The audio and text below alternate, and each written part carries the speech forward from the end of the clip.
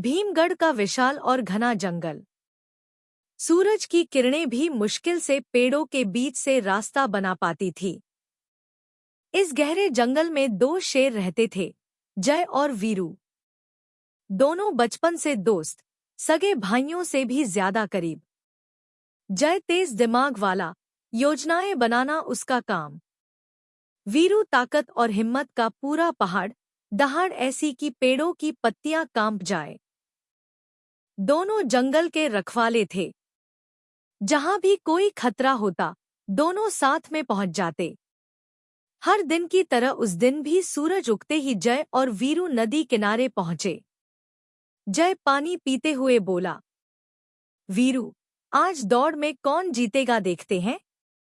वीरू हंसकर बोला, जीतने की कोशिश तो तू कर, बाकी मैं देख लूंगा।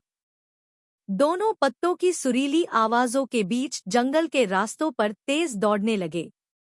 जानवर हंसते हुए कहते, जहां जय और वीरू हों, वहां डर किस बात का। लेकिन उस दिन कुछ अलग था। हवा में एक अजीब सा तनाव था। दोपहर होते होते हिरण, बंदर और नीलगाय सब बेचैन नजर आने लगे। तोते ऊपर से उड़ते हुए चिल्लाए, बचो, किसी खतरनाक का आगमन हुआ है। जय और वीरू दोनों चौंक पड़े। अचानक दूर से एक भारी दहाड़ गूंजी, मानो पुराना पेड़ टूट गया हो। पेड़ों के झुरमुट से एक विशाल शेर निकला। उसकी दाहिनी आंख खाली थी। बस एक गहरा, डरावना गड्ढा। चोट के निशान उसके पूरे शरीर पर थे। कंधे चौड़े, चाल भारी। उसके आते ही पूरा जंगल खामोश। जंगल में उसकी चर्चा पहले से थी। राणा जमीन पर पंजा मारा, धूल उड़ी। उसकी आवाज गरजी, इस जंगल का नया बादशाह मैं हूं। सभी जानवर डर के मारे कांप उठे। राणा बोला, अब फैसला ताकत से होगा। मुझसे टकराने की हिम्मत सिर्फ जय और वीरू में है।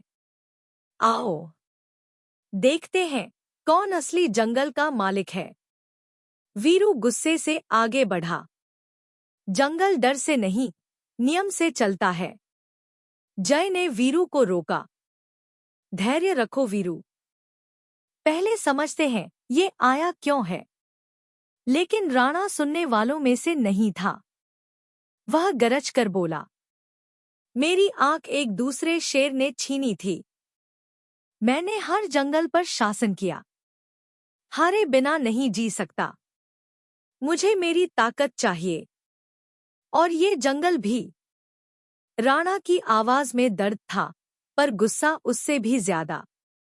जय ने धीमी आवाज में कहा, राणा, यहाँ लड़ाई से ज्यादा सम्मान की बात है। राणा ने दहाड़ दी, सम्मान ताकत से मिलता है, बातों से नहीं। रात ढलने लगी। चांद पेड़ों पर चांदी बिखेर रहा था। जय आगे आया, राणा, अगर लड़ाई चाहिए तो पहले मुझसे। एक पल में राणा बिजली की तेजी से छलांग लगाकर जय की तरफ बढ़ा।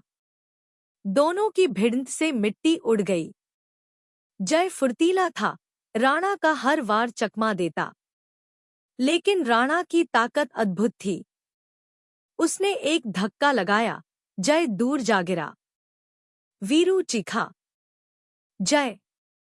जय उठा, मैं ठीक हूं। वीरू, अभी पीछे हट। पर राणा समझ रहा था, असली ताकत वीरू में है। अब वीरू आगे आया। उसकी दहाड़ जंगल में गूंज गई। अब राणा, तू मुझसे बात करेगा। राणा और वीरू आपस में भिड़े। दोनों की ताकत बराबर। जंगल की जमीन फटने लगी, पेड़ हिलने लगे। राणा ने वीरू की गर्दन पर पंजा मारा। वीरू ने राणा को जोर का धक्का दिया। दोनों जख्मी हो गए। जानवर दूर से कांपते हुए देख रहे थे। कौन जीतेगा? लड़ते लड़ते जय अचानक समझ गया, राणा ताकत से नहीं, दर्द से लड़ रहा है। उसे दुश्मन नहीं, रास्ता चाहिए। जय ने एक रणनीति सोची। वह दोनों के बीच कूद पड़ा। रुक जाओ दोनों, यह लड़ाई किसी का भला नहीं करेगी। राणा चिल्लाया। दूर हटो जय। जय बोला। राणा, तू जंगल पर शासन करना चाहता है? ठीक, लेकिन क्या कभी शांति को शासन मानता है? राणा ठहर गया। पहली बार उसकी आंखों में नरमी आई।